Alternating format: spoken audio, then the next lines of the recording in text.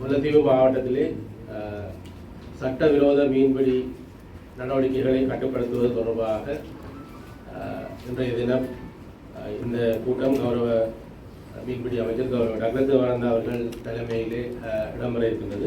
අද දින මොරදිව දිස්ත්‍රික්කයේ නීති විරෝධී ලෙස මාළු අල්ලීම් සම්බන්ධ රැස්වීම පැවැත්වීම දරු ඩග්ලස් දේවානන්ද මහත්මයාගේ යටතේ එයාගේ යටතේ පැවැත්වීමට සූදානම් වෙලා ඉන්නවා.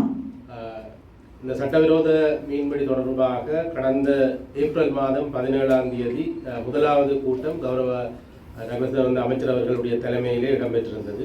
පසුගිය ඒප්‍රල් මාසේ 17 වෙනිදා මේ එතුමාගේ යටතේ රැස්වීම මේ වගේ රැස්වීම් තිබ්බා පැවැත්වුවා. அதுக்கு அடுத்ததாக 29/5 கூட்டம் ஒரு மீளாய்வு கூட்டமாக இடம்பெற்றிருந்தது. ඊළඟ රැස්වීම් 29 වෙනිදා පස්වෙනි මාසයේ பிரகதி ரஷ்யம் வசையை பேசுவோம். இன்றைய தினம் நாங்கள் அந்த 17ஆம் தேதி கூட்டத்தில் எடுக்கப்பட்ட தீர்மானங்கள் தொடர்பான மீளாய்வை நாங்கள் இங்கே செய்ய இருக்கின்றோம். අද දින 17 වෙනි මාසයේ පැවතු රැස්වීම සම්බන්ධ ප්‍රගති කොහොමද තියෙන්නේ කියලා මේ බලන්න තමයි අපි උත්සාහ කරනවා. அந்த வகையிலே இன்றைய இந்த கூட்டத்திற்கு தலைமை தாங்குகின்ற எங்களுடைய கௌரவ டக்ளஸ் தேவானந்தா மீன்பிடி அமைச்சர் அவர்களை முதல் கண் நான் இந்த மாவட்டத்தின் சார்பிலே வரவேற்கின்றேன். පළමු වශයෙන්ම මම ගරු කරනවා මේ ගරු එමෙතුමාට මම ගරු කරනවා. அதேபோல் இந்த கூட்டத்துக்கு வர தந்திருக்கின்ற கடற்படை அதிகாரிகள், போலீஸ் அதிகாரி, ராணுவ அதிகாரிகள் அனைவரையும் முதற்கண் நான் வரவேற்கின்றேன். ඒ වගේම අද දින රැස්වීමට සහභාගී සිටින සියලු යුද හමුදා නිලධාරීන්, නාවික නිලධාරීන්, යුද හමුදා නිලධාරීන් ඇතුළු සියලු පිරිසට මම ආරාධනා කරනවා. அதேபோல் முல்லைத்தீவு மாவட்டத்தினுடைய மீன்பிடி திணைக்களத்தினுடைய உதவி பணிப்பாளர் அவர்களையும், அதேபோல் இங்கே வர தந்திருக்கின்ற திணைக்களத்தினுடைய உத்தியோகத்தர்கள், மீன்பிடி சங்கங்களுடைய உறுப்பினர்கள் அனைவரையும் இந்த இடத்திலே நான் வரவேற்கிறேன். ඒ වගේම දීවර දෙපාර්තමේන්තු සහකාර අධ්‍යක්ෂතුමන්, දීවර සමිති සමාජිකයන් ඇතුළු සියලු නිලධාරීන්ට මම ආරාධනා කරනවා. முதற்கண் நான் இந்த இடத்திலே நன்றி தெரிவிக்க வேண்டும் எங்களுடைய கௌரவ அமைச்சர் அவர்களுக்கு. எங்களுடைய மாவட்டத்திலே விவசாயம், மீன்பிடி என்ற இது முக்கியமான துறைகளிலே இந்த மீன்பிடி கணிசமான மக்களுடைய வாழ்வாதாரமாக இருக்கின்ற நிலையிலே இந்த சட்டவிரோத மீன்பிடி இந்த பிரதேச மக்களுடைய வாழ்வாதாரத்தை மிகவும் பாதித்திருக்கின்ற ஒரு செயற்பாடு. පළවෙනිම මම මේ අමාත්‍යමාට මේ ස්තුති පුද කරනවා. මේ දිස්ත්‍රික්කයේ කෘෂිකර්ම ඒ වගේම ඒ රැකියාවට වඩා මේ රැකියාව හරි දුර්වලතාවකට පත්වලා තියෙනවා. හේතුව නීති විරෝධී ලෙස මාළු ඇල්ලීම සම්බන්ධව. அந்த வகையிலே இந்த சட்டவிரோத மீன்பிடி நடவடிக்கைகளை கட்டுப்படுத்த வேண்டும் என்ற நோக்கத்திலே கௌரவ அமைச்சர் அவர்கள் எங்களுடைய மாவட்டத்திலே கூடிய கவனம் செலுத்தி கடந்த ஏப்ரல் 17 அந்த முதலாவது கூட்டத்திலே பல தீர்மானங்கள் எடுக்கப்பட்டிருந்தது. ඒ නිසා ඒප්‍රල් මාස 17 වෙනිදා ගරු අමාත්‍යතුමාගේ යටතේ පැවතු රැස්වීමෙහි තීරණයක් අරන් දිනවා මේ අමාත්‍යතුමාගේ යටතේ. அந்த கூட்டத்தில் எடுக்கப்பட்ட முக்கியமான தீர்மானங்களில் மீன்பிடி திணைக்களத்தினுடைய அதிகாரிகளோடு சேர்ந்து குறிப்பாக கடற்படையினருடைய அனுசரணையோடும் அதேபோல் ஏனைய போலீஸ் ராணுவ அதிகாரிகளுடைய අනුසරණயோடும் இதை கட்டுப்படுத்துவது தொடர்பாக முக்கியமான தீர்மானம் எடுக்கப்பட்டிருந்தது. පළමුවෙන්ම මේ තීරණය ගත්තා මේ නාවික හමුදා නිලධාරීන් සමග දීවර දෙපාර්තමේන්තුවේ නියෝජනය කරන නිලධාරීන් එක්ක මේක නීති විරෝධී මාළු ඇල්ලීමේ ක්‍රියාව බලකරන සම්බන්ධව පළවෙනි තීන්දුවක් අපි ගත්තා. அந்த தீர்மானத்திலே மிக முக்கியமான ஒரு தீர்மானமாக அமைந்தது சட்டவிரோத மீன்பிடி தொழில் தொடர்பாக கடற்படை திணைக்களம் மீன்பிடி திணைக்களத்தினால் எடுக்கின்ற நடவடிக்கைகளுக்கு கடற்படை அதிகாரிகள் மற்றும் ஏனைய படை அதிகாரிகள் மற்றும் இந்த தொழிற்சங்கங்கள் முழுமையான தங்களுடைய ආදරவை வழங்க வேண்டும் என்று அந்த தீர்மானம் எடுக்கப்பட்டது. අතර මේ තීරණයේ ඒකේ දීවර දෙපාර්තමේන්තුවේ ගත තීරණයට සම්පූර්ණ සහයෝගය සියලු නිලධාරීන් උදාහරණය නාවික නිලධාරීන් ඇතුළු සියලු නිලධාරීන් සහයෝගය දැක්වීම ඒක අනිවාර්යයෙන්ම අපි අර තීරණය අපි ගත්තා. அந்த தீர்மானத்துக்கு அமைய கடந்த காலங்களிலே ஒரு சில மிக குறைந்த அளவு சில சட்டவிரோத மீன்பிடி தொடர்பான ஈடுபட்டவர்கள், அதாவது இந்த வெளிச்சமாக்கி மீன் பிடிக்கின்ற அந்த சட்டவிரோத மீன்பிடியில் ஈடுபட்ட சில சட்டவிரோத மீன்பிடி தொடர்பான அந்த படகுகள் கைப்பற்றப்பட்டிருந்தது. ඒ වගේම මේ රැස්වීමෙන් පස්සේ අර මුහුද ඇතුලේ එළිය යොදවා මේ මානව ඇල්ලීම ක්‍රියාවලියට මේ ක්‍රියාවලිය කර දීවරයන් ගොඩක් අය අතර ගොඩගත්තා. அதேபோல் அதைத் தொடர்ந்து 29/5/2024 இடம்பெற்ற அந்த கூட்டத்திலே இந்த மீன்பிடி இவ்வாறான இந்த சட்டவிரோத மீன்பிடி மேலும் தொடர்வதாக, குறிப்பாக நூற்றுக்கணக்கான 200-300க்கும் மேற்பட்ட படகுகள் இந்த சட்டவிரோத மீன்பிடியில் ஈடுபடுவதாக எங்களுடைய உதவி பணிப்பாளர் குறிப்பிட்டிருந்தார். 29 පස්වෙනිදා පළවෙනි මාසයේ 29 වෙනිදා රැස්වීමකදී පවත්වනකොට අපේ මේ දීවර දෙපාර්තමේන්තුවේ සරකාර අධ්‍යක්ෂතුමා පැවසුවා ගොඩක් මේ 200-300 අතර දීවරයන් මේ වගේ නීති විරෝධී සමාජ ඇලීම් ක්‍රියාව දිගටම සිදු කරන පවතී කියලා එයා පැවසුවා. அதுவரையில் நான் நினைக்கின்றேன் அந்த 17ஆம் தேதி ஏப்ரல் 17க்கு பிறகு இதுவரை சுமார் 25க்கும் மேற்பட்ட சட்டவிரோத மீன்பிடி தொடர்பான படகுகள் கைப்பற்றப்பட்டு சட்ட நடவடிக்கை எடுக்கப்படுவதாக நான் அறிந்திருக்கின்றேன். 17 වෙනිදා මේ 4 වෙනි මාසයේ පැවතු රැස්වීමට පස්සේ මේ සාමාන්‍ය මේ 25 මේ යාත්‍රාව අත්අඩංගුව අරගෙන මේ නීති ක්‍රියාත්මක කරමින් සිටී කියලා මම ආරංචියක් ආවා. எனினும் இது ஒப்பீட்டு ரீதியில், அதாவது இந்த கடலில் சட்டவிரோத மீன்பிடி ஈடுபடுகின்ற படகுகள் ஒப்பிடும்போது மிக குறைந்த எண்ணிக்கையிலேயே கைப்பற்றப்பட்டிருப்பதாக நாங்கள் உதவி பணிப்பாளர்களுடைய அறிக்கையை கொண்டு அறிகிறோம். අපි දකිනවා මේ සාපේක්ෂව මේ අඩු ගන්න තමයි මේක අත්අඩංගුවට අරන් ගියේ. அந்த வகையில் இந்த நடவடிக்கைகளுக்கு ஒத்துழைக்கின்ற கடற்படை உட்பட அனைத்து அதிகாரிகளுக்கும் நாங்கள் நன்றி தெரிவிக்கின்ற அதே வேளையில் நான் நினைக்கின்றேன் இன்றைய தினம் கௌரவ அமைச்சர் அவர்களுடைய தலைமையிலே இதை மேலும் நாங்கள் சிறந்த முறையிலே இந்த சட்டவிரோத நடவடிக்கைகளை கட்டுப்படுத்துவது தொடர்பான தீர்மானங்களை எடுக்க வேண்டியிருக்கும் என்று நான் මම ස්තුතිපද කරනවා මේ වගේ කටයුතු වලට මේ සියලු මේ හමුදා නිලධාරීන් එක්ව මේ කටයුතු සිදු කරන්න පවතිනවා. ඒ නිසා අද දින තවත් වැඩි දියුණුවට මේ වගේ කටයුතු සම්පූර්ණයෙන් වළක්වා ගැනීමට ඔයගොල්ලෝගේ සියලු දෙනාගේ සහයෝගය මම බලාපොරොත්තු වෙනවා. அந்த வகையிலே நாங்கள் இந்த சட்டவிரோத மீன்பிடி தொடர்பான இந்த விடயங்களை கட்டுப்படுத்துவது தொடர்பாக இதுவரை நடந்த விடயங்களை பற்றி கலந்துரையாட முதல் எங்களுடைய கௌரவ டக்ளஸ் தேவானந்த அமைச்சர் அவர்களுடைய தலைமை உரையை நான் இந்த இடத்திலே நடத்துவார் என்னோடு கேட்டுக்கொள்கிறேன். මම ඊළඟට මම ආරාධනා කරනවා මේ සාකච්ඡා කරන්න.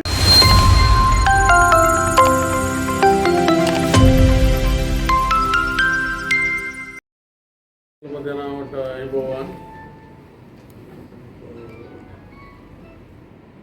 முல்லைத்தீவு மாவட்டத்தினுடைய அரசாங்க அதிபர் அவர்கள் இன்றைய சந்திப்புக்குரிய நோக்கங்கள் குறித்தும் கடந்த காலத்தில் நடத்தப்பட்ட கூட்டங்கள், அதில் எடுக்கப்பட்ட முடிவுகளுக்கு அமைவாக எடுக்கப்பட்ட நடவடிக்கைகள் தொடர்பாகவும் தெளிவுபடுத்தியிருந்தார். සියලු දෙනාටම ආයුබෝවන්. මුලදීව් දිස්ත්‍රික්ක දෙකඳුමා අද මොන හේතුවට අපි එකඟලා ඉන්නේ, අපි මොකද කරේ කියලා ඒක සුටක් මේ පැහැදිලි කරා. அந்த வகையில் இங்கு கடற்தொழில் மக்களுடைய பிரதிநிதிகளும் அதே போல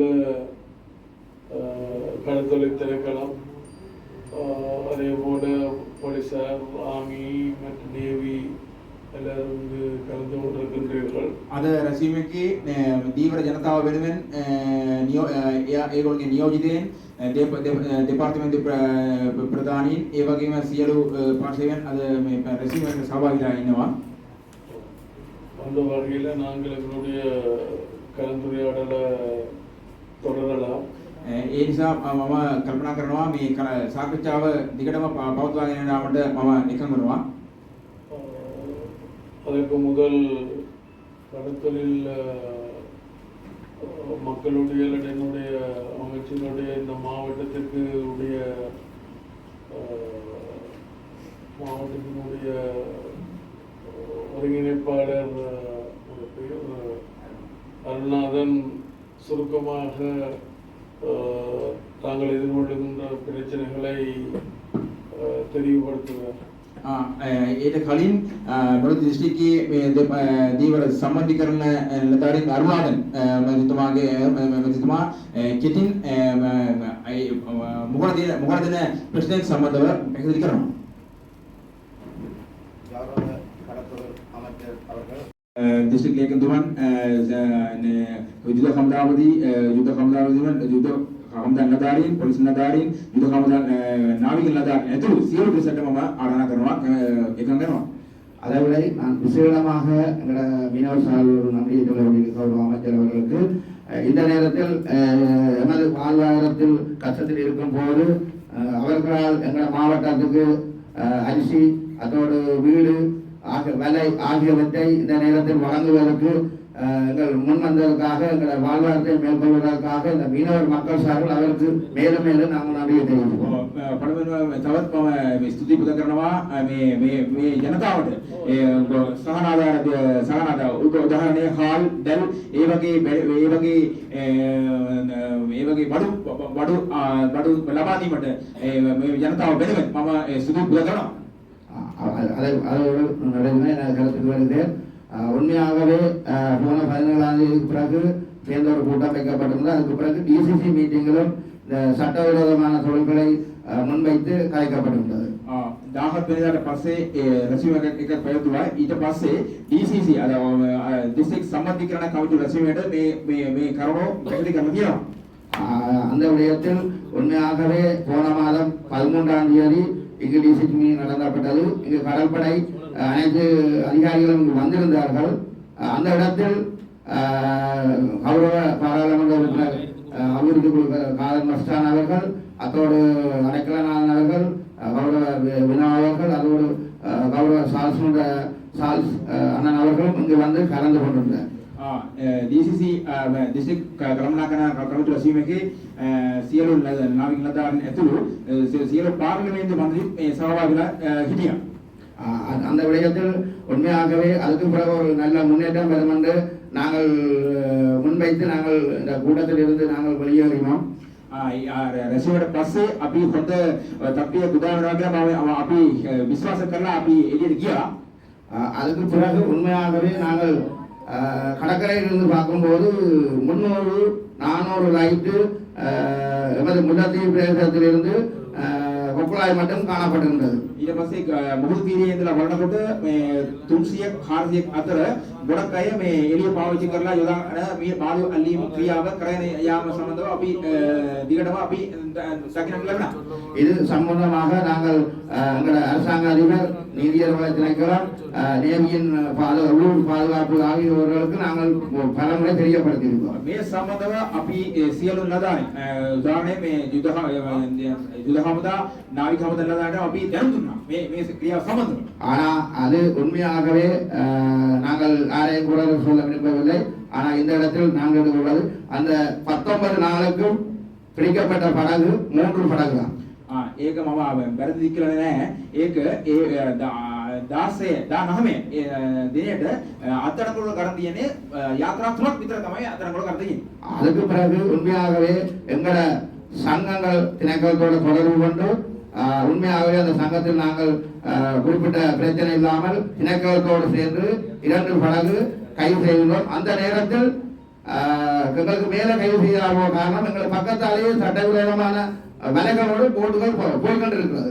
ඊට පස්සේ අපි අර බලනකොට අපි අල්ලපු ලයින් එකේ ඉඳලා මේ ගොඩක් අය මේ වගේ රැකියාව කරගෙන යනකොට මේ ඒගොල්ලෝ ඔක්කොම දැල් ඔක්කොම භාවිතා කරලා යනකොට අපිට මේ ඒගොල්ලෝ අල්ලන්න බැරි වෙලා ඉන්නවා. අපි බය වෙලා ඉන්නවා.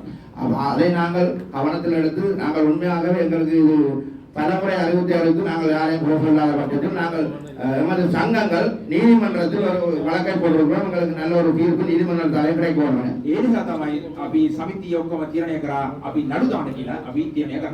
அந்த அடிப்படையில் உண்மையாகவே அங்கு நல்ல இது கிடைக்கிறது.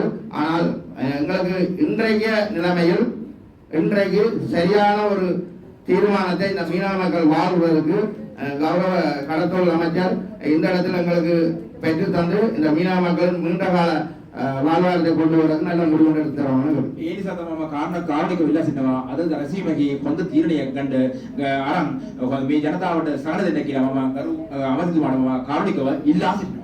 இதை விட நான் அரசாங்க அதிபருக்கும் ஒரு விடயம் சொல்றது, உண்மையாகவே வயலில் மழை வந்து வெள்ளம் வந்து அழிந்தால் நாங்கள் சாப்பிட எப்படி அரிசி இல்லாமல் பட்டினி கிடக்கிறோமோ அந்த இடத்தில் வெளிநாட்டில் இருந்து அரிசிகள் இறக்கப்பட்டு கொடுத்து அந்த சாப்பிடணும்.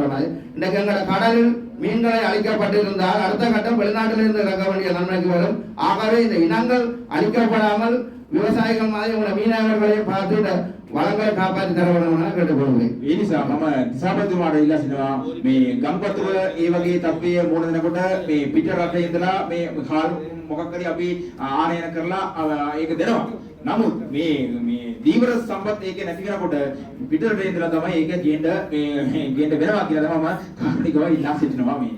அதோட ஒன்று சொல்லணும், இன்று எங்களோட கௌரவ கடத்தொழில் அமைச்சர் இல்லைங்க, கடத்தொழில் அமைச்சருக்கு வரும்போது கூட இரவு கூட கிட்டத்தட்ட 300 மடங்குக்கு மேல் அதிகமாக காணப்பட்டிருந்தது. ஆனால் எந்த விட அவர் வரும்போது கூட அதை விட இன்று பகுதிகளில் மீன்களை இந்த அளவு மீன் குஞ்சுகளை கடலில் கொள்றார்கள், எடுக்க ஆட்கள் இல்லாமல். ඒක තමයි මේ අර රැසීමේගේ මේ අභිතුමා එනකොට මේ ඊයේ මේ 340ක් මේ ගොඩකය මේ රැකියාව කරගෙන හිටියා. ඒ පොඩි මාළු පැටවු ඒක ගත්ත නැතිව ඒක ඔක්කොම එළියට දාපු තත්ත්වයේ දැන් උදාගෙන තියෙනවා. இதையும் கருத்தில் எடுத்துக்கொண்டு அதோடு எமது நீதியரசர் சங்கரை ஏடி அவர்களுக்கு நாங்கள் நன்றி சொல்ல வேண்டியிருக்கு. ஏனென்றால் அவர் உண்மையாகவே இந்த சங்கங்களோட இந்த மக்களோட வாழ்வாதாரத்தை மேற்கொள்வதற்கு அமைச்சரோடையும் கலைத்து உண்மையாகவே இந்த இடத்தில் சரியாக கஷ்டப்படுகிறார். அவருக்கு நாங்கள் எங்களோட மீனவர் சார்பில் நாங்கள் அவருக்கு என்ன ஒத்துழைப்பு தேவையோ அவ்வளோத்தையும் கொடுக்கிறதுக்கு நாங்கள் ரெடியாக இருக்கிறோம். அவரும் சேர்ந்து இந்த கடலை காப்பாற்றி தர வேண்டிய ஒரு இதுக்கு நாங்கள் மக்கள் சார்பில் வைக்கிற கோரிக்கையா. තව කරුණාවක් මම පැහැදිලි කරනවා මේ අපේ මොළද දිස්ත්‍රික් මේ දීවර දෙපාර්තමේන්තුවේ இன்றைய கூட்டத்திற்கு தலைமை தாங்கிக் கொண்டிருக்கும் கடற்தொழில் அமைச்சர் கௌரவ திரு டக்ளஸ் தேவானந்தா ஐயா அவர்களே, அரசாங்க அதிபர் அவர்களே, அதேபோல் இங்கு வருகை தந்திருக்கும் கடற்படை, போலீஸ், இராணுவ உயரதிகாரிகள், அத்துடன் மீனவ பிரதிநிதிகள் மற்றும் ஏனையோர் அனைவருக்கும் எனது காலை வணக்கம். අද දින රැස්වීමට සහභාගී සිටින ගරු අග්‍රාමාත්‍ය ගරු ඩක්ලස් දේවානන්දතුමන්, ඒ වගේම අද දින රැස්වීමට සහභාගී සිටින සියලු නිලධාරීන්, නාවික, පොලිස්, යුද හමුදා නිලධාරීන් ඇතුළු සියලුවටම මම ආරාධනා කරනවා. முல்லைத்தீவு மாவட்ட கடற்பரப்பில் மேற்கொள்ளப்படும் பாரிய அளவிலான சட்டவிரோத மீன்பிடி நடவடிக்கையினை கட்டுப்படுத்தும் நோக்கில் 17/4/2024 மேற்கொள்ளப்பட்ட கூட்டத்தில் கடற்தொழில் திணைக்களம், போலீசார், கடற்படையினர் மற்றும் இராணுவம் பங்கு பெற்றிருந்தார்கள். මුළු දිස්ත්‍රික්කයේ අපි පළවෙනිම 17 වෙනිදා 4 මාසයේ එතුමා යටතේ සියලු නිලධාරීන් සියලුනාත් එක්ක රැස්වීම තිබ්බා. அவர்கள் அனைவருக்கும் எனது நன்றிகள். සියලුනාටම මම ස්තුති කරනවා. அக்கூட்டத்தின் பிற்பாடான செயற்பாட்டில் இச்சட்டவிரோத நடவடிக்கையினை கட்டுப்படுத்துவதற்காக கடத்தொழில் திணைக்களத்துடன் கடற்படை, இராணுவம் மற்றும் போலீசார் நடவடிக்கையில் ஈடுபடுகின்றனர். රැසීමට පස්සේ සියලු නිලධාරීන්, ඒ උදාහරණේ මේ හමුදා නිලධාරීන් මේ කටයුතු වලට අපිත් එක්ක එකව වෙලා මේ කරගෙන යනවා ඒ කටයුතු වලට. கடற்படையினர் உயர் மட்டத்திலான 2 கருத்தரங்குகளை சட்டவிரோத மீன்பிடி தொடர்பில் வட்டவாள் கடற்படை முகாமில் மேற்கொண்டதுடன் தொடர்ந்து நடவடிக்கையில் ஈடுபட்டு வருகின்றனர். නාවික හමුදාපති නිලධාරීන් මේ උසස් මීටිං රැසීම් දෙකක් කොට කැම්ප් එකේ තිබ්බා. தரையிலும் கடலிலும் அதன் பயனாக சென்ற கூட்டத்தின் பின்னர் 30 வழக்குகள் நீதிமன்றத்தில் தொடுக்கப்பட்டுள்ளன. මේ වගේ සියලු රැසීම් පස්සේ නඩු 30ක් ඒක පවත්වලා තියෙනවා. இராணுவம் தரையில் மேற்கொள்ளும் 2 வேலை திட்டத்தினை வட்டுவார் இராணுவ முகாம் மற்றும் அலமில் இராணுவ முகாம் ஊடாக நடைமுறைப்படுத்துவதில் திட்ட விரைவினை மேற்கொண்டுள்ளது. යුද හමුදා මේ ඒගොල්ලන්ගේ කටයුතු වලට සිදු කරමින් තමන්ගේ කටයුතු සිදු කරමින් පවතිනවා. போலீசார் தேவையான போது கடத்தொழில் திணைக்களம் கோரும் கோரிக்கைகளை நிறைவேற்றி வருகின்றனர். පොලිසිය නිලධාරීන් දීවර දෙපාර්තමේන්තුවේ අවශ්‍ය වන අවස්ථාවලදී ඒගොල්ලන්ට සහය දෙනවා. அத்துடன் சட்ட விடயங்களில் இச்சட்டவிரோத நடவடிக்கையை கட்டுப்படுத்துவதற்கு நீதிமன்றம் தனது போதுமான சக்தியை பயன்படுத்துகின்றது. මේ කටයුතු අර මාළු අල්ලීම නීති විරෝධී කටයුතු සම්පූර්ණ බලපෑමට උසාවිය සියලු සහයෝගය අපිට சென்ற கூட்டத்தின் பிற்பாடான இச்செயற்பாடுகள் அனைத்தும் கடற்தொழில் என்னும் விடயதானத்தில் முல்லைத்தீவு மாவட்டத்தில் சட்டவிரோத கடற்தொழில் செயற்பாடுகளை இல்லாதொழித்து கடற்தொழில் சட்டத்தினையும் ஒழுங்கினையும் பேணலாம் என நம்பிக்கையை ஏற்படுத்தி இருக்கின்றது. මේ වගේ කටයුතු අපි බලනකොට මුලදී දිස්ත්‍රික්කයේ සම්පූර්ණයෙන් ඒක මෙවැනි ක්‍රියාදාම බලපෑමට බලකියුට අපිට පේනවා මේක සම්පූර්ණ කටයුතු බලන්න පුළුවන් කියලා අපි දකිනවා. இதனால் இத்துறை சார்ந்த அனைவருக்கும் எனது நன்றிகளை தெரிவித்துள்ளேன். ඒ නිසා මම මේ ශේෂ්ත්‍ර සම්බන්ධ සියලු දෙනාට මම ස්තුති කරනවා. இருந்தபோதும் கடலில் இன்றும் கணிசமான அளவு வெளிச்ச பாய்ச்சுகை இருந்த வண்ணமே உள்ளது. තවද මෙවැනි අර එළිය යොදවා මාළු අල්ලීම ක්‍රියාව දිගටම සිදු කරමින් පවතිනවා. சட்டவிரோத முறையில் பிடிக்கப்படும் மீன்கள் பாரிய அளவில் கரை சேர்க்கப்பட்டு கொண்டே இருக்கின்றன. නීති විරෝධී ලෙස මාළු අල්ලීම මාළු පැටවු ගොඩක් අපේ එළියට දිගටම එනවා. முதிர்ச்சி அடையாத மீன்கள் சந்தையில் குவிந்த வண்ணம் உள்ளது. පොඩි පැටවු තමයි ඒක අපිට භාවිත කණ්ඩ නැති පැටවු තමයි ගොඩක් එනවා. இதனால் மீனின் விலையில் அவ்வப்போது பாரிய வீழ்ச்சி ஏற்பட்டு மீனவர்களின் வருமானத்தில் பெரும் தாக்கத்தை ஏற்படுத்துகின்றன. මෙම නිසා මේ මාළු මිල එක වැඩි වෙලා මාළු මිල අඩු වෙනවා. ඒ හින්දා ඒගොල්ලෝගේ ජීවනෝපාය වැඩි වෙනවා. ජීවනෝපාය සත්‍යය වැඩි වෙනවා. எல்லாவற்றிற்கும் மேலாக கடலில் உயிருடன் இருக்கும் மீன்களை வில்லங்கத்திற்கு பிடித்து விற்பனை செய்ய முடியாது. அவற்றை கடலில் கொட்டிய விடயங்களும் பதிவாகியுள்ளன. ඒ නිසා මේ අල්ලීම් මාළු ආපහු මුහුදට ආපහු කරුණුත් මේ පැහැදිලි කරනවා. ஆகவே இச்செயற்பாடுகள் இச்சட்டவிரோத மீன்பிடியினை மேற்கொள்ளும் மீன் கொள்ளையர்களை எதுவிதத்திலும் பாதிக்கவில்லை என்று எண்ண தோன்றுகின்றது. ඒ නිසා මේ වගේ කටයුතු කරගෙන මේ දීවරයන්ට කිසිදු දඬුවම් අපි කතාම කරලා නැහැ කියලා තමයි අපිට පේන්නේ. கடத்தொழில் திணைக்களத்திடம் வந்து சிறந்த மீனவர்கள் போல் சட்ட ரீதியான அனுமதி பத்திரங்களை பெற்று தங்களிடம் என்ன வகையான தொழில்பாட்டிற்கு அனுமதி பத்திரம் உள்ளது என நன்கு தெரிந்தும் இப்பாரிய சட்டவிரோத நடவடிக்கையின் மூலம் மீன்களை கொள்ளையிடுவது நாட்டின் மீன் வளத்திற்கும் மீனவ சமுதாயத்திற்கும் சாவு மணியாகும். මෙවැනි ක්‍රියාදාම දිගටම කරගෙන යනකොට සම්පත් එක සම්පූර්ණයෙන් විනාශ වෙනවා. திருடராய் பார்த்து திருந்தாவிட்டால் திருட்டை ஒழிக்க முடியாது என்னும் கோட்பாட்டுக்கு அமைய மீனவ சமூகம் மீனவ அமைப்புகள் இச்சட்டவிரோத செயல்கள் தொடர்பில் தங்களது அமைப்புகளின் கட்டுப்பாட்டு பிரதேசத்தின் ஊடாகவே செல்லும் இச்சட்டவிரோத செயற்பாட்டாளர்களை ஏன் கட்டுப்படுத்த தவறுகின்றது என்பது இங்கு கேள்வியாகவே உள்ளது. ඒ නිසා දීවර සමිතිය දීවර සමිතිය ඒක නාම එකක ඒගොල්ලෝගේ ක්‍රියාවට බලපෑමකට කටයුතු කරේ නැහැ කියලා තමයි අපි අහනවා.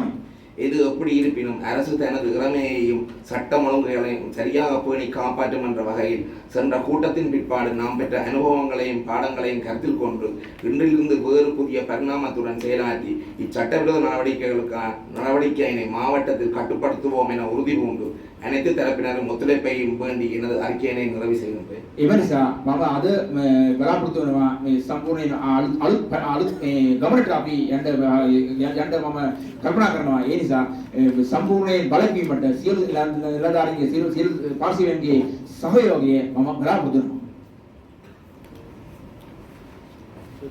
ஓம் சார். நன்றி. कमांडिंग ऑफिसर ඔක්කොම අකව කරනවා කතා කරලා ඔබතුමාගේ අදහස් කියන්න.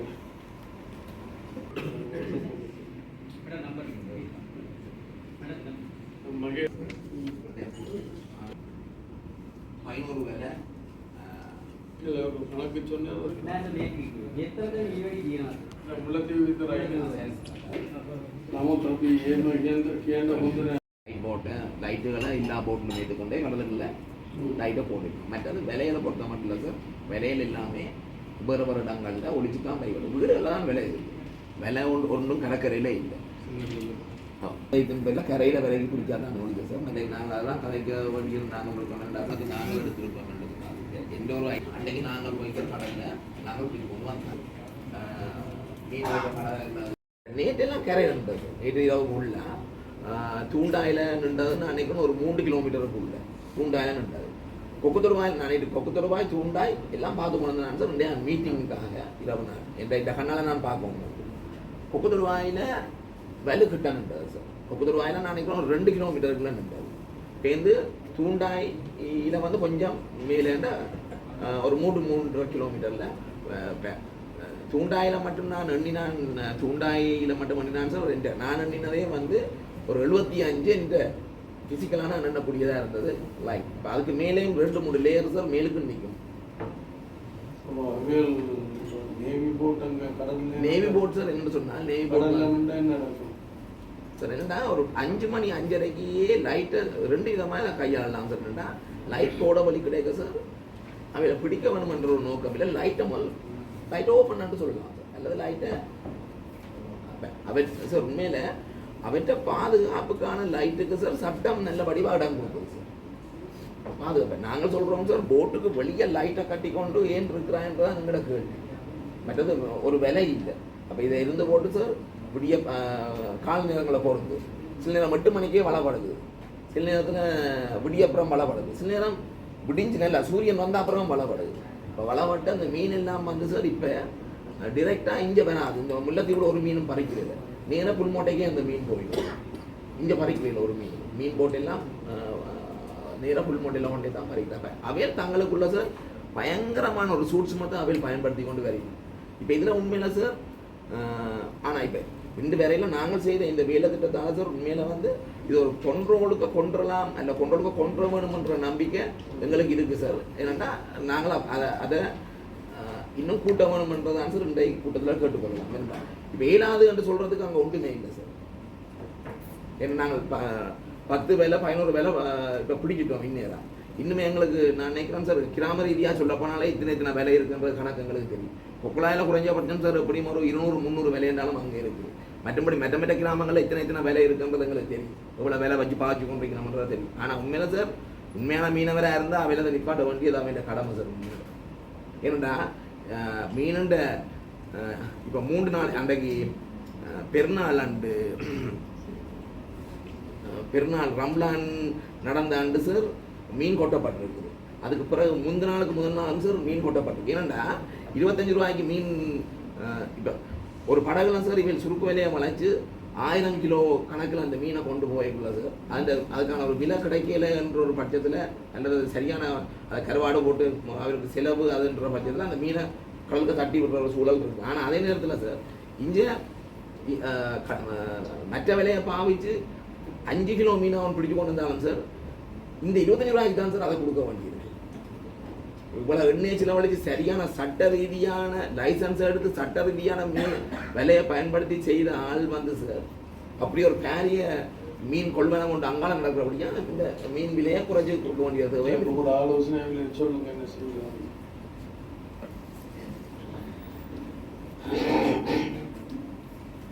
ஸோ නේවි අපිට දැන් අල්ලලා දෙනවා. එතකොට අපි සමහර උදාහරණ එකක් සර් இன்னும் சொல்லி கொடுப்பேன் சார்.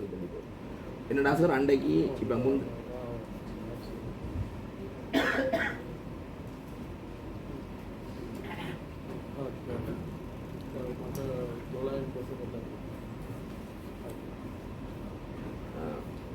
சார் முந்தின நாள் ஒரு இன்ஃபர்மேஷன் வந்தது எங்களுக்கு. கொக்குளாயிலிருந்து வந்தது.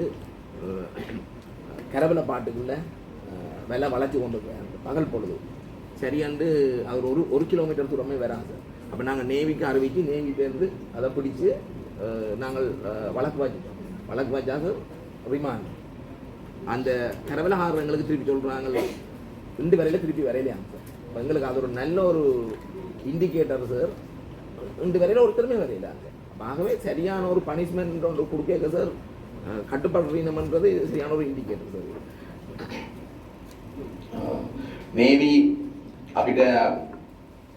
නේවි අපිත් එක්ක අපි අල්ලනවා උසාවි දානවා. එතකොට දැන් කොහොම හරි ඕවා බය වෙලා තමයි ඉන්නේ. මොකද ස්ට්‍රැටජි පාවිච්චි කරලා තමයි ඒගොල්ලෝ යනවා. ඔබතුමා කියන විදියකට හරි දැල වෙන තැන් ඉඳලා යන අනිත් එකයි නේවි පිටත් වෙන්න වෙලාව ඒගොල්ලෝ බලාගෙන ඉඳලා අපේ මොකට ඔක්කොම දානවා සමහරට ඇත්තටම මේක ඒ මිනිස්සු තමයි මොන කරගන්නවා අපි කොහෙටද යන්නේ අපිව මොනිටර් කරනවා ඒ කට්ටිය ඊට පස්සේ දැන් අද 4ට ගියා නම් අපි 4ට ඒ වෙලාවට சம்மேளனமும் அந்த இடத்துல ஒத்துழைப்பு கொடுத்து கொண்டிருக்கிறது. முதலாவது காரணம் என்னென்றால் வட்டவாலேருந்து போட்டரைக்கு போயிடாது, இவ்வளவு ஒரு சான் தண்ணி தான் நிற்கிது, போட்டரைக்கு போயிடலாம். அதை ஆழப்படுத்தணும். நானா இப்போ சென்ற மாதம் 17ஆம் தேதியோட நாரா நிறுவனம் வந்து ஆய்வு செய்யுது. என்னத்துக்காக ஆய்வு செய்யணும்னு தெரியாது. கிட்டத்தட்ட ஒரு 15 வருஷத்துக்கு மேலே ஆய்வு நடந்து கொண்டு இருக்கு. அது என்னத்துக்காக ஆய்வு செய்யணும் இல்லை. ஆனால் உங்களை கேட்டால் நீங்கள் சொல்றீங்க நாரா நிறுவனம் எங்களுக்கு ஒரு முடிவும் தெரியலன்னு தான் சொல்றீங்க. ஆனால் இது நீங்களும் நான் உங்களோட நேர பாலத்தில் வச்சு கேச்சு நான் இப்போ சமாசப்படத்துலேயும் கேச்சு நான் இந்த மாத கடைசியில ஆமாம் கடைசியில இந்த இது ஆள்றது தொடங்கி ஆள்றது ஆமாம் திட்டம் தொடங்கி அதுவும் இந்த மாத கடைசியில இருந்து அந்த வேலை தொடங்கி அதாவது இந்த கடல் பக்கம் இருக்கிறதுல 3 கிலோமீட்டருக்கு செய்யறதா முடிவெடுத்திருக்கிறது. தடை செய்யப்பட்ட தொழிலை பிடிக்கிறதுக்கு முயற்சி நினைக்கிறது எங்க என்ன மாதிரி அங்க தடை செய்யப்பட்ட அங்கே தடையப்பட்ட தொழில் சிறு கூட்டு வேலை படுப்பு வேலை இழுப்பு வேலை சாலாது நடந்து கொண்டு ஆனா போட்டரைக்கு போயிடாத என்னண்டா போட்டக்கூடாது தண்ணி இல்லை அப்ப அதுக்கு இருந்தால் ஆள் படம் வேணாம். நான் திணைக்களத்தால கேட்கப்படுது திணைக்களத்தால போரே இல்லை ஆக்கள் போரே இல்லை என்றால் அடிப்படை சண்டை வேற பார்க்குது. திணைக்களம் என்ன மாதிரி சொல்றீங்க? எந்த அளவுக்கு முக்கியமோ இந்த நந்தி கடலும் வந்து சார் முல்லைத்தீவு மாவட்டத்தில் இந்த மீனவர் வாழ்வாதாரத்தில் பெரிய பங்களிப்பு செய்கிற ஒரு இடம் தான். அவர் சொல்கிற கருத்து வந்து சரி. ஆனால் இப்போ உண்மையில சார் அந்த நந்தி கடல்ன்றதை வந்து அதில் சட்டவிரோத நடவடிக்கைகளை கட்டுப்படுத்துறன்றது இப்போ கடல் மேலே ஒரு பெரிய பிரச்சனை இல்லை சார்.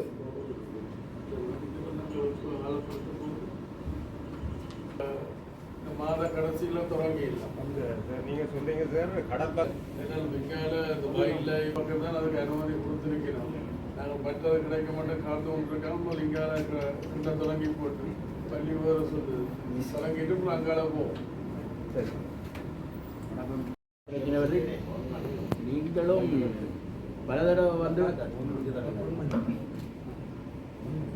நான் முன்னாள் சமாஜ தலைவரும் முன்னாள் சமூக உபதலைவரும் முன்னாள் கடவுள உரிமையாளர் சங்க தலைவரும் நீண்ட காலமாக நந்திகடல் பிரச்சனையை நான் தான் இந்த மீட்டிங் மூவாவதி இஎம்ஐ இருக்கைகளை காய்ச்சிருந்தோம். அவரும் நல்ல பிரச்சனை வந்து இந்த போரத்தை நிறுவனம் இருக்குத்தான கடல் பறவைகள் சரணாலய நிலையம் அவைகளே கூப்பிட்டு பலதர கதைக்கு கடைசி மீட்டிங்கில் முடிகிற காலகட்டத்தில் நீங்களும் வந்து நீங்கள் இந்த மீட்டிங்கு வந்து நீங்கள் பொருட்படுத்துறீங்க. அந்த இதை நான் செய்தாலும் பொருட்படுத்த நீங்கள் ஒரு இயந்திரங்களை கொண்டு வந்து தோன்றதுக்கு விடைகளை வேறு சக்திகளை மறைச்சும் இருக்கணும். அதால் நிடப்பட்டு போயிடுது. ஆகவே இந்தியாவில் தோன்றுறது எந்த பிரயோசனம் இல்லை. அதை நாங்கள் இப்போ ஒரு தோன்றதுக்கு ஒரு வடிவம் அமைக்கலாமே ஒழிய பாலத்துக்கு அங்கால இருந்து அது எல்லையும் போட்டுனாங்க. 5 கிலோமீட்டருக்கு மேலே 5 கிலோமீட்டருக்கு மேலே எல்லையும் போட்டுனாங்க. அவள் 12 தடவை வந்தவ அவள் இங்கே இந்தியா இருக்கே இல்லை. ஒரு 10 நிறுவனத்துக்கிட்ட ஒரே நாளில் கூட்டிட்டு கொண்டு போய் அங்கே இருந்தெல்லாம் கொண்டு போய் காட்டி முழு இடமும் காட்டி வரவிடம் வரைஞ்சி எல்லாரும் செயல்பட்டுனாங்க. அது முடிவற்றது. பறவை சரணாலயம் இங்கே வராமல் இருந்து அவங்க ரன் பண்ணி அவையில கட்டாயம் அடுத்த கட்டத்துக்கு வரணும் என்று சொல்லி அது ஒரு முடிவுக்கு கொண்டு வந்தது தூண்டத்தான் பண்ணோட முடிவெடுத்தாச்சு அந்த காலப்பகுதியில். அப்போ அது இப்போ இந்த அரசாங்கங்கள் அப்படி இப்படி மாறிக்கிறியாங்கால இந்தால போய்கொண்டிருந்தபடியால் அதை நாங்கள் செய்ய முடியலாம் போகிறதபடிய. ஆனால் அதை தொடர்ச்சியாக செய்யணும். இந்தியாவில் தோன்ற இரண்டால் அந்த ஊருக்குள்ள அதுக்குள்ள தான் ரால் வரணும். அதுக்கு வச்சு அந்த ராலை வீசி பிடிக்கிறது வலைப்படுக்கிறாக்கள் அங்கால பிடிக்கிறது. அப்போ வீசி பிடிக்கணும் என்றால் இந்த 7 கிலோ 5 கிலோமீட்டரையும் உருவாக்கல் பண்ணி தரவும் தந்தால் தான் அதில் பிரயோஜனம் கிடைக்கும். ஏன்னா கடந்த காலத்தில் கொஞ்சம் ஒரு 40-50 வருஷங்களுக்கு முதல் இந்த ஆறு தான் இன்றைக்கு மக்களை காப்பாற்றினது. இந்த ஆற்றுல தொழிற்சே அந்த மக்கள் வாழ்ந்தது. இங்கே கடலில் கரவலையும் இங்கே நந்தி கடலில் வீட்டு இந்த பெருந்தொழிலாம் அந்த காலத்தில் இல்லை. அதெல்லாம் இப்போ வந்த தொழில். அப்போ இந்த நந்தி கடலால் ஆக வரவேற்பட்ட மக்கள் தான் வாழ்றது இந்த நந்தி கடலில். அப்போ நந்தி கடல் தான் முக்கியம். இந்த நந்தி கடலை முக்கியமாக செய்த வேண்டியது உங்களோட காலப்பகுதியில் கட்டாயம் செய்யணும். நாங்கள் நம்பி நீங்களும் வந்து சில வேண்டுகோள் கேட்டு உங்களுக்கு நாங்கள் சேவை செய்து உங்களையும் ஒரு பாராளுமன்ற முல்லைத்தீவுக்கு வரை செய்தது இந்த மக்களுக்கு இந்த நந்திகள் பிரச்சனையை செய்திடணும். அது நீங்கள் கட்டாயமாக உங்களோட காலப்பகுதியில் அதை தள்ளி முல்லைத்தீவில் திரிவனுக்கு நாங்கள் போட்டு நாங்கள் சப்போர்ட் பண்ணோம். வன்னியில் திரிவன் வந்தது இந்த முல்லைத்தீவில் 1000 போட்டு அவருக்கு இருந்திருக்கு. வேண்டி மாத்திரம் இல்ல அது சரியில்லை. நான் சொல்றேன், நீங்கள் பல கூட்டத்தில் கேட்ட நீங்கள் எங்களுக்கு இங்கே ஒரு முல்லைத்தீவு மாவட்டத்தில் ஒரு அங்கீகாரம் தந்தால் நாங்கள் செய்தோம். அது முல்லைத்தீவில ஒரு வவுனியால இருக்க ஜெயராஜுக்கு நாங்கள் போட்ட வாக்குல கொஞ்சம் சேர்ந்தானே சார் தில்வன் வர வந்தது. ஜெயராஜுக்கு அந்த வாக்கு விளாட்டா ஜெயராஜ் தோழருக்கு நாங்கள் வேலை செய்யலாம். ஜெயராஜ் தோழருக்கு அந்த வாக்கு கொஞ்சம் விழுந்தபடியாட்டா, இது அரசு கேட்கக்கூடாது, விழுந்தபடியாட்டா தில்வனுக்கு வாதத்துக்கு ஒரு சான்ஸ் கிடைச்சது.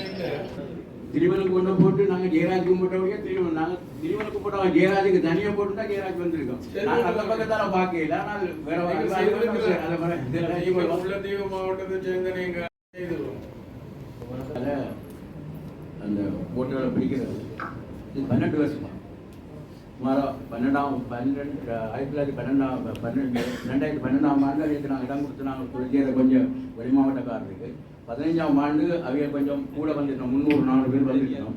அதுக்கு பிறகு தான் இந்த சுருக்கு வரையும் பண்ணது. 2012ஆம் ஆண்டு யுத்தம் முடிஞ்ச காலத்தில் இந்த விளைவு இந்த லைட்டுக்கு தொழில் செய்யல.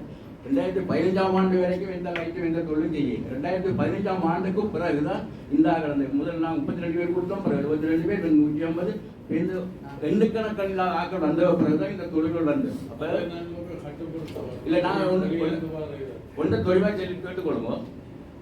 அப்போ அங்கே வரைக்கும் சுருக்கு வேலை கொக்குலாய்க்கிட்ட எதுவும் இல்லை. உள்மூட்டை ஆகலாம் இந்த சுருக்கு வேலையோடு பிறக்கிறது. அவங்க வந்து கொக்குலாய்களை விட்டு அந்த மீனவர் இருக்கிறோன்னா அவங்களுக்கு வந்து ஆசை வந்துருக்கு. அப்போ அவங்களுக்கு செய்து இப்ப பெருமா வந்துட்டாங்க. இப்ப ஒவ்வொரு பெரிய பெரிய முதலாளிமையும் 10 வரை 12 வரை இருக்கு. அந்த 12 வரையை ஒரு வரையை பிடிச்சாலும் அந்த 11 வரை அடுத்த நாளைக்கு போனாலும் ஒரு வரையை இந்த காசு அவங்களுக்கு வந்துடும். அப்ப அதுவரைய மாபோய் ஆகிட்டு கொக்குலாயில செய்கிறதா இருந்தால் நான் முந்தைய வந்து டிஎம்பியில் கேட்டுனா கரியால ஒரே நாளில் இறக்கணும். ராணுவத்தையோ நேவியோ கொஞ்சம் 3 முப்படியும் கரியால இறக்கணும். இங்காலேயும் ஒரு 50-60 போட்டு இந்தியாலையும் போகணும். அப்ப அவங்க அந்த போட்டு தொழிலுக்கு போறான், அந்த போட்டை கரையை விடையலாம். அங்க கரையிலையும் இருக்கா, எங்கேயோ ஒரு பக்கத்திலே தான் விடணும். அந்த நேரத்தில் எல்லாரையும் பிடிக்கலாம். ஒரு போட்டு 2 போட்டு பிடிக்கிறது எந்த பிரயோசனமும் இல்லை. ஒரு நாள்ல குறைஞ்சது 10-15 போட்டு பிடித்தால் அதில் வெற்றி அளிக்கும். ஆனா இப்ப ஐயா அந்த காலத்தில் அது போயெல்லாம் வேலை செய்தவர் இல்லைன்னு மறுக்கிறார். ஆனா இப்ப ஏரியா வந்தப்புறம் அவர் அது ஒரு நல்ல முக்கிய முயற்சி எடுக்கிறேன். இந்த முயற்சிக்கு எல்லாரும் ஒத்துழைத்தால் ஓரளவுக்கு 50% வந்தாலும் குறைக்கலாம். சரி எனக்கு மாட்டுத்தொழில் சொல்லி 3ஆம் மாதம் 30ஆம் தேதி நான் கடத்தொழில் அமைச்சர்கிட்ட அட்டைக்கு அனுமதிக்கு கொடுத்தேன். பேருந்து எனக்கு அனுமதி தரையில 3 பேருந்து 4ஆம் மாதம் 27ஆம் தேதி அந்த கடையத்தங்கிற திணைக்கள அதிகாரி உங்கள்கிட்ட கொண்டு வந்து இவருக்கு இன்னும் பிரச்சனை இருக்குன்னு சொல்லி நீங்கள் சொல்லிவிடுங்க. இல்லாத பிரச்சனை இல்லை, அவருக்கு அந்த அனுமதியை கொடுக்க சொல்லி இன்றைக்கு 7ஆம் மாதம் 6ஆம் தேதி ஆயிடுச்சு. இதுவரை எனக்கு அந்த பாஸ் கிடைக்கல. ஒவ்வொரு நாளும் நான் போக சட்டி கழிக்கணும். என்ன பிரச்சனை என்றால் இதுல என்னண்டா இவர் வந்து சார் இல்ல சொல்ற கருத்து அத்தனை ஆபீஸுக்கு வரைக்கும் சொல்றது அதுல இருந்து பாஸ் எடுத்து கொண்டு போக மாட்டேன். இவர் ஒன்றுமே செய்யல சார். வந்து இருக்கிறது உடனே தாரியாண்டு இருக்கிறது எழுப்பி போகிறார். இப்ப வெளியினபடி ஆபீஸ்ல நடக்குது சார். இப்ப வரை சொல்லுங்க சார். எடுத்துட்டு போகும். எனக்கு வெரிஃபை சொன்ன வார்த்தை சொல்லிட்டான். நான் அங்க போய் நிக்க தங்களுக்கு மீட்டிங் இருக்குது. மீட்டிங் முடிவடி 2 மணி நேரம் இல்ல மீட்டிங் இருந்தா மீட்டிங் வந்து பாஸ் எடுத்து கொண்டு போயிடலாம். 4 மாசம் மீட்டிங் ஆகுது. உமக்கு நீர் வந்து உமக்கு சொன்ன நாள்ல நீர் வேற இல்ல. நீர் வர்றது கேக்கு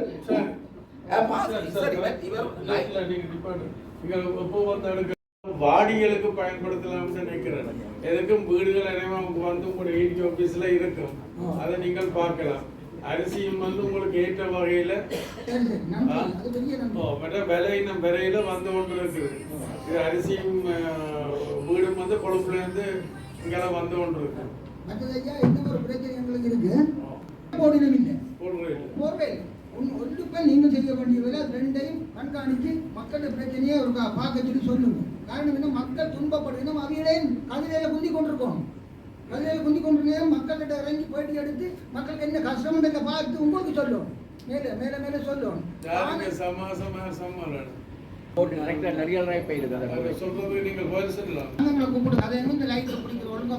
தலைவர் எனக்கு ஒரு பதில் சொன்னார். நாங்கள் 7-8 சங்கம் போறோம். நீங்கள் ஒவ்வொருத்தரும் தனித்தனி கடிதம் தந்தா தான் நான் கூப்பிடுவோம். நாங்கள் தெரிஞ்சு விட்ட தலைவர் நீ உனக்கே சங்கங்களை கூப்பிடுறாரு. இந்த பதிலாக சொல்றேன். நான் கடிதம் தர மாட்டேன். நீ செய். செய்யண்டா அவருக்கு செய்ய முடியாம கிடையாது. அவர் சொல்ற நான் போட்டை கூப்பிடணும் அதை போடணும். என்னப்பா ஒரு அதிகாரம் இல்லாத தலைவர் அணி மக்களுடைய பிரச்சனையை பார்க்கறதுக்கு தலைவர் தான் உறுதியா இருக்கும். அவர் போட்டோ கூப்பிடணும். போட்டும் ஒரு தரமே மக்களுடைய பிரச்சனையில கவனிக்கிறது. சமாசம் அப்படித்தான், சம்மேளனமும் அப்படித்தான். நாங்கள் முறப்பாட்டாக சொல்லணும், உங்கள்கிட்ட சொல்லணும், அரசாங்கத்தை எடுத்து சொல்லணும். ஒரு 5 பேர் 6 பேர் வருவினோம். 4-3 சங்கம் தான் வாரது. வந்தால் அவையில் வந்து ஏகாப்ப சமாசத்தில் முதல்ல ஒரு கூட்டம் கூடது ஏடி சார் சொல்லி ஒரு கூட்டம் ஒன்று கூடினது. அந்த கூட்டம் இதில் சரி ஒரு குழுவும் தெரிஞ்சது, பிறகு அந்த அதிகளெல்லாம் பேருந்து அப்படியே இல்லாமல் போயிட்டது. அதுக்கு பிறகு இவியல் 4 வந்ததுக்கு எனக்கு 4 இல்லை, எனக்கு தலைவர் சொன்னார் இவிய வந்த அப்போ தீர்மானம் எடுக்க வேணும். இவியல் வந்து கடிதம் தரும். இவியல் ஒரு சங்க பிரதினா சங்கத்திலிருந்து கடிதம் கொண்டு வேணும். 5 சங்கம் உண்டா கொடுக்கணும். இதை வச்சு நாங்கள் அதை வச்சு கொண்டு தான் போர்டில் டிசைட் பண்ணி போட்டு சங்கங்களை கூப்பிடணும். சும்மா இவியல் 4 பேர் வந்து சொன்னதுக்காக நாங்கள் சங்கங்களை கூப்பிட்டு சங்கம்னா 32 சங்கத்தை கூப்பிடணும், கதைக்கணும், முடிவெடுக்கணும். அது மட்டும் முழுதாக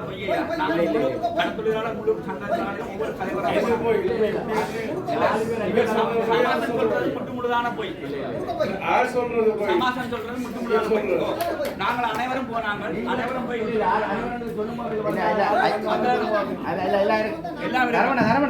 நானும் போறேன் ஐயா.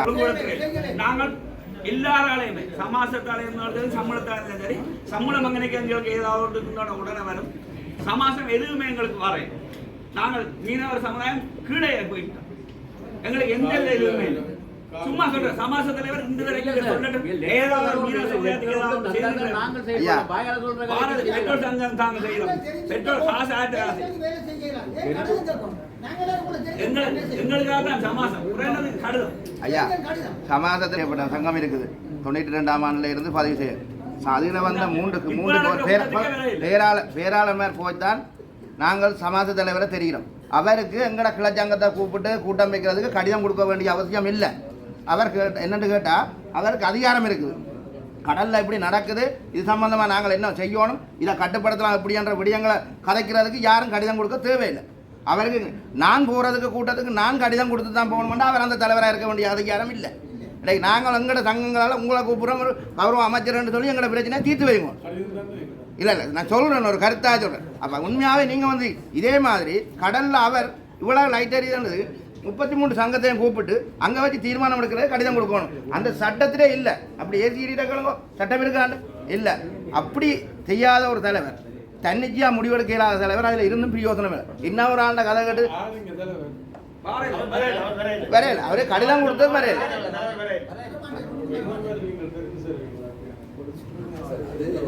இங்க நடக்கிற பிரச்சனையை கௌரவ கடத்தல் அமைச்சருக்கு நாங்கள் இதுவரையும் தெரியப்படுத்த தெரியும். இல்லாட்டி நீதிமன்ற திணைக்கள அதிகாரிக்கு நாங்கள் இதுவரையும் தெரியப்படுத்த தெரியும். இப்போ அவைகளுடைய கோரிக்கை அவர் சில சொல்லிட இயந்திர செயல்பட நாங்கள் மாதம் நிர்வாக கூட்டம் போட்டு சரியா ஒழுங்கான முறையில் தான் இயங்கிக் கொண்டிருக்கிறோம். கூட்ட குறிப்புகள் இருக்கு. சரி சரி, ஒவ்வொரு மாத கூட்டத்துக்கும் திணைக்கள அதிகாரியும் இருக்கிறார். சரி, மற்றது சார் இப்போ என்னன்னு கேட்டா இப்போ சில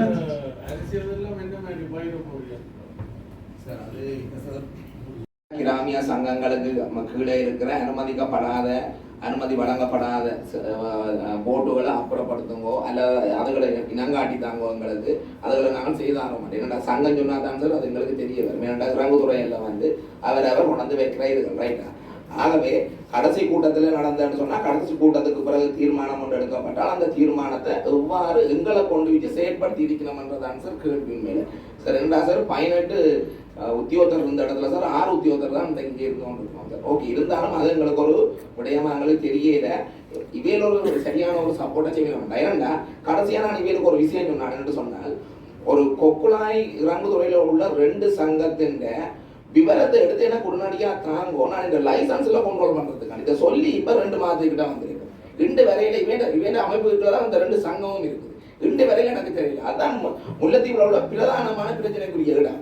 2 வரையில தெரியல எனக்கு. அதை கொண்டு அது தெரியல என்று சொன்னால் அது அந்த சங்கம் இவருக்கு ஒத்துழை காட்டி நான் சொன்னேன், அமைச்சர் தான் சங்கங்கள்ட எல்லாத்தின்டையும் தலைவராக இருக்கிறேன். அந்த கருத்தை அங்கே தெரியப்படுத்த இவண்ட கூட்டத்தில் இவருக்கு சரியான விளக்கங்களும் சரியான இன்ஸ்ட்ரக்ஷனும் கொடுபட்டு கொண்டு இருக்குது. ஆனால் ஏன் எனக்கு இன்னும் கொண்டு தெரியலன்றதான் என்ன கேள்வி.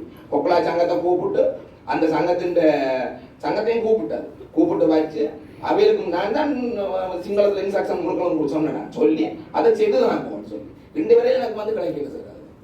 இது சம்பந்தமா சார் நாங்கள் அந்த சங்கம் நாங்கள் அந்த விவரத்தை எங்களுக்கு அனுப்ப சொல்லி இதுவரையும் அந்த சங்கம் இது நாங்கள் கேட்டுக்கொண்டு தான் இருக்கோம். இதுவரையும் எங்களுக்கு அனுப்பலை சார்.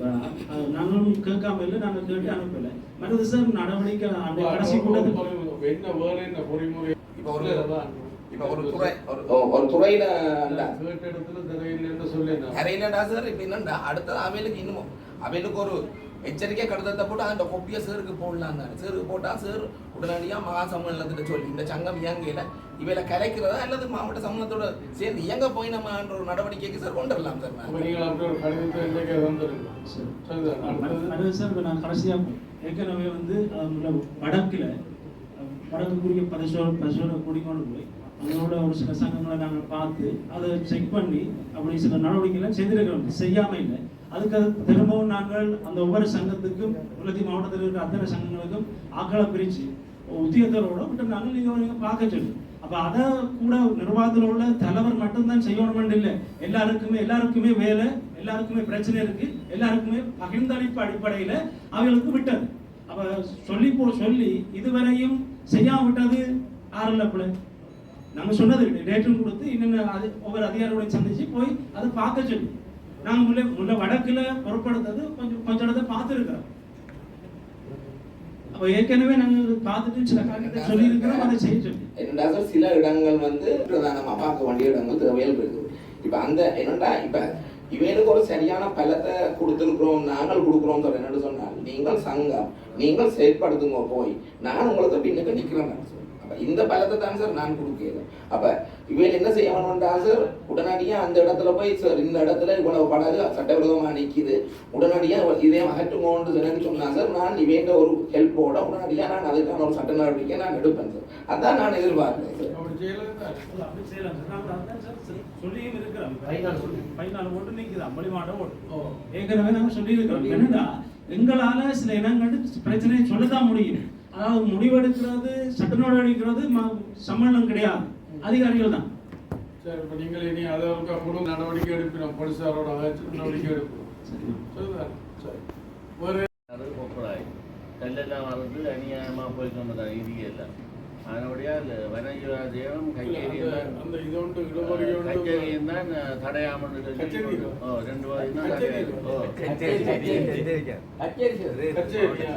தடையா இருக்கு. என்னென்னா வயல் எல்லாரும் தள்ளி கடலை பிடிக்கிறாங்க. இப்போ கடைசியில் எங்களுக்கு தொழிற்சி இடமில்லாம போடும். அவள் அன்றைக்கு ஏஜிஏ சொல்கிறா அதுக்கு தாங்கள் விடுவிச்சு கொடுக்குறதுக்கு தாங்கள் அனுமதி பெற்றிருக்கணும், விடுறதுக்கு மறைஞ்சிருக்கணும். அவன் இப்போ கடலை பிடிச்சி ஒரு விவசாயிக்கு கொடுக்குறான்னா அவள் விவசாயி எங்கே போகிறாரு, கடலை தொழிலாளி எங்கே போகிறாரு? இப்போ கடத்தொழில் யோசிச்சு பாருங்க. கடலை பிடிச்ச விவசாயிக்கு காணியை பிடிச்சி ஆயிரம் கொடுக்கணும், பக்கத்துக்கு காணிக்காரன் தான் கொடுக்கணும். இன்னொரு காணியினால கொடுத்தாலும் பரவாயில்லை. கடலை அதுக்கு கிடைக்கிற காணியை அதே பிடிச்சி அவரை தான் கொடுக்கணும். அப்படி அவைய விடுவிச்சு கொடுக்கணும் வேண்டாம். எங்களுக்கு இந்த கல் நடுறதுக்கு ஒரு ஒழுங்கு செய்தாங்க இல்லப்படுத்துறதுக்கு கடலை. சார் அது எழுத்துல நான் வந்து சார் சேருக்கு கடிதம் போட்டிருக்கிறேன் டிரெக்டர் ஜெனரல் சார். இப்போ பேண்டியாக்கு இப்போ முந்தின நாள் கதைக்கு கண்டிப்பார் சேரோட கதைக்கு சொல்லி சார் நான் சார் நீங்கள் அதை சொன்னது நல்லதாக போய் எடுத்த இந்த இடத்துல அடுத்த கிழமை நீங்கள் இவரை தொடர்பு கொண்டு ஒரு கப்பா இருக்கும். சரி, அதே மாதிரி வேறு இடங்களில் கொண்டு கள்ளத்தில் தடைப்பட்ட தொழில்களை செய்து கொண்டிருக்கிறேன். அதுக்கும் ஒரு நடவடிக்கை எடுத்து தரமாக கேட்கிறோம். நீங்கள் அடையாளம் கண்டிருக்கிறோம். அடையாளம் கண்டு போன சண்டை கூட்டத்தில் சேருக்கு கூட நேரடியாக நாங்கள் தெரிவிக்கிறாங்க. எங்களுக்கு அதை கதைக்க போக நேரடியாக அச்சுறுத்தல் கூட வருது. அதுக்கு எங்களுக்கு தெளிவான ஒரு இது வந்து இந்திய ஒரு தீர்மானம் உங்களுக்கு இதான் இவர் சொல்ற ஒரு இடத்துல சார் வந்து ஒரு வெளியிடத்து ஆள் ஒரு இடத்துல வந்து இங்கே முல்லைத்தீவுக்கு அவர் தன்னை பதிவை மாற்றி கொண்டு வந்து தனியாக தான் வச்சு செய்கிறார் சார். அப்போ அதில் வந்து 10 போட்டோ அல்லது குறிப்பிட்ட போட்டோ அவர் வந்து போய் செய்கிறார். ஆனால் அதுக்கு சொந்த இடம் வேற தனியால் மட்டும் பேரை மாற்றிக்கணும். அதான் நான் சம்மேளனத்துக்கு சொல்லியிருக்கிறேன். என்ன தொழில் செய்தாலும் அது வந்து கூட சங்கத்துக்கு உள்ள ரம்புகுறையில் தான் செய்ய வேணும். வேறு இடங்களை கொண்டு போயிடலாம். கிராமத்துறை தவிர்த்த எந்த இடத்துல இருந்தாலும் நீங்கள் போயிட்டு அவரை இன்ஸ்ட்ரக்ட் பண்ணுவோம். நீங்க முல்லைத்தீவு முல்லைத்தீவு ஆளுன்னு சொன்னா நீ முல்லைத்தீவு ஏதாச்சும் ஒரு சங்கத்துக்குள்ள உட்படணும். என்னடா சார் 10 போட்டோ 15 போட்டோ கொண்டு வச்சு செய்கிற தொழிலும் வந்து சட்டத்துக்கு முரணான தொழில். அப்போ இதுகளை முதல்ல எனக்கு இனங்கண்டு இதுகளை செய்துதாங்க. என்னண்டா இப்போ இவே போய் அமைப்பு போய் கதை கேட்க சார், அமைப்புக்கு ஒரு பலம் முதலாகும் சார். இங்கே ஒரு நிர்வாகம் ஒன்று நடந்து கொண்டிருக்கு, பொறிமுறை ஒன்று நடக்குது, நாங்கள் வேறு சொன்னால் இந்த இவரோட கேட்டு தான் வேற வேணும். அப்போ அதுக்கு மிச்ச சட்ட நடவடிக்கை நான் செய்வேன் சார். அப்போ அதுக்கு தான் இவையில நான் சொன்னேன். இப்போ இவர் கதைச்சவரும் நிர்வாகத்துக்குலாம் இருக்கிறார் சார். உடனடியாக எனக்கு இதை செய்துதான் அன்றைக்கு ஆக்களை பிரித்து விட்டாரு. இன்னென்ன பிரதேசத்துக்கு இன்னென்ன ஆக்கள் கண்டு. ஆனால் எனக்கு இன்னுமே சார் எந்த ஒரு சரியான ரிப்போர்ட்டும் வந்து கிடைக்கிறது சார். அதில் விவரங்களை கொடுங்க சார். அது விவரம் ஏற்கனவே கொடுக்குறோம். அரசாங்க அதிகாரிக்கும் ஏற்கனவே அறிவிச்சிருக்கோம். நீங்கள் இந்த மாவட்ட கடத்தொழில் பணிப்பாளர் இருக்கிற நீங்கள் அவையிட்ட கொடுத்ததில் செய்து விடலாம். நாங்கள் இந்த கூட்டத்தை இன்னொரு மாசத்தால் போட்டால் இன்றைய கலைச்ச விடயங்கள் எந்த அளவுக்கு இருக்கிற கௌரவத்தை கொடுத்து கொள்ளுங்க. நியமித்துமா பொலிசுக்குமா ஆமித்துமா போய் மாசிக்கிட்ட மாதங்களுக்கு வந்து நாங்கள் இடைவெளி பிடிக்காலும் கொண்டாந்து பிரசன்ட்ல வைக்கிறதுக்கு அதுக்கு எங்களுக்கு நல்ல சப்போர்ட் சொல்லுங்க. தேவையான இடத்துல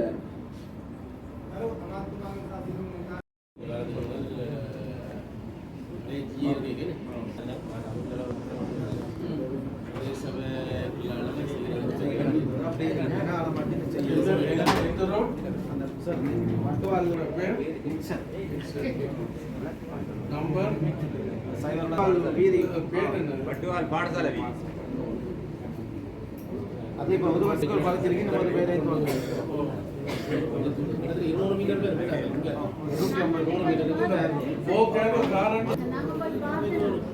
எவ்வளோ முடியும் அதுக்கு இல்லை போக்கு மட்டும் பாதிக்கிறதுக்கு நினைக்கிற ஒரு 1 லட்சம் ரூபா கூட தேவை. ரோட்டு போட்டு ஆம்புலன்ஸ் சேருன்னு சொன்னேன். மெட்டினியலங்களை சொல்லி நான் அந்த அப்பொழுது ஏற்பாடு விஸ்தாது என்ன